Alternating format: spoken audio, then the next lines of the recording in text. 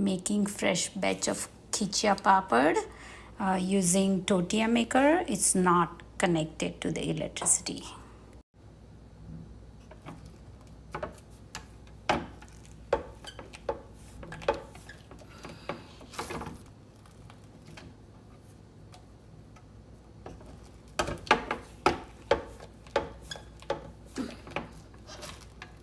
And here you go, it's a perfect thin papad, and I'm going to share the recipe on my website.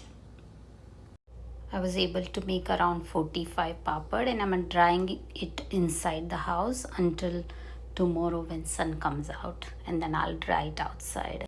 I just dried them in the sun. It's quite sunny, hot day today, so hopefully it should dry by the evening.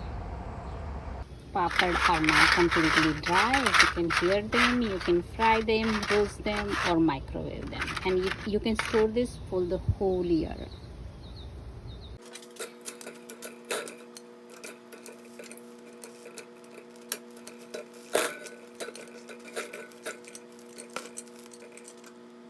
So you can roast it, fry it, or microwave it, and as you can see, it's quite crispy and crunchy.